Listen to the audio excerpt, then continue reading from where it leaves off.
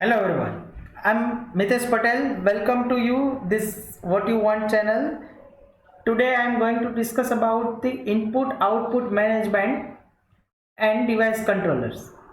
Let's start with the input output management. It is the one of the main function of an operating system. It is used to control all the computers input and output devices, that is all types of IO device which are connected to computer system. It must issue commands to the device, catch interrupts and handle errors. It should also provide an interface between the devices and rest of system, which is easy and simple to use. If we expand this if possible, then the interface should be same for all types of devices. It means it should be device independent. Most of the computer operate a great many kinds of devices. Out of them, most fit into the general categories like storage devices, transmission devices and human interface devices. Let's see one by one. First one is the storage devices. For example, disk, tapes, these all are the example of storage devices. In a second, transmission devices, network cards, modems, routers, switch, so on. These all are the example of transmission devices which are used to transmit the data. And the last one is the human interface devices like screen, keyboard and mouse and so on. Any IO device can be divided into mainly two categories. One is block devices and second one is the character devices. A block device is one that stores the information in a fixed size blocks and each one with its own address. It can read blocks independently of one another.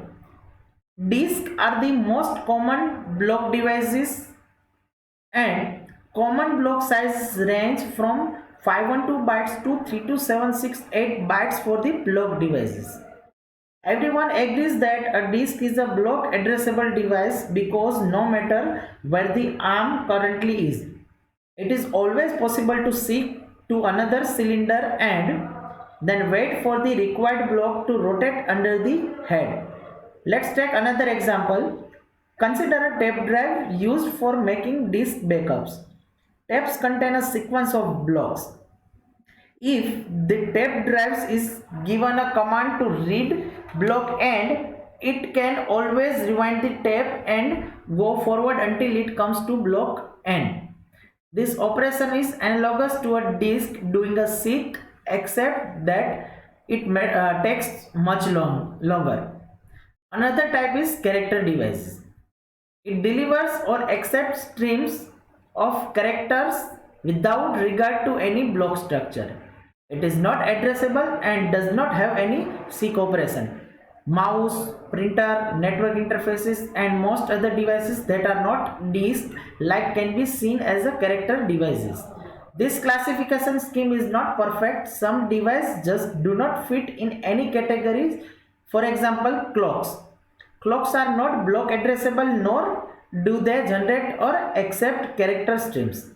All they do is cause interrupts at well defined intervals. Another example of it is memory map screens do not fit the model well either.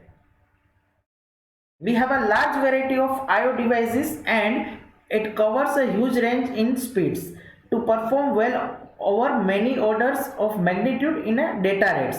Here you can see some typical devices, networks and bus data rates. For example, keyboard, it has a 10 bytes per second, mouse it has a 100 bytes per second, scanner it has a 400 kb per second and so many more. Most of these devices tend to get faster as time goes on. Let's see the next topic, that is a device controller. Any IO devices consist of two components. One is mechanical, second one is the electronic. First one is the mechanical. It means device itself or any hardware. Second one is the electronic. It is also known as device controller or adapter. Generally, it contains printed circuit card. Here you can see a diagram of the device controller. It shows that each and every hardware has its own controller, like monitor has its own video controller, keyboard has its own keyboard controller, floppy disk drive has its own floppy disk controller, and so on.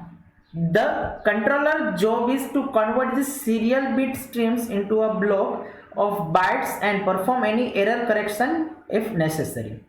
First, it assembled the block of bytes bit by bit in a buffer inside the controller. After its checksum has been verified and the block declared to be error free, it can then be copied to the main memory. The controller for a monitor also works as a bit serial device at an equal low level.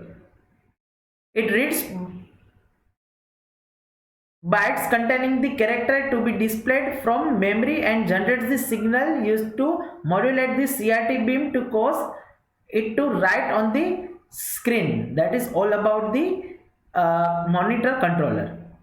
The controller also generates the signals for making the CRT beam do a horizontal retrace after it has finished the scan line, as well as the signals for making it do a vertical retrace after the entire screen has been scanned. If it were not for the CRT controller, the operating system programmer would have to explicitly program the analog skinning of the tube. With the help of controller, the OS initializes the controller with the few parameters such as the number of characters or pixel per line and number of lines per screen, and it take care of actually driving the beam by using a horizontal and vertical plates. So this is all about the device controller. Thank you guys for watching this video. Let's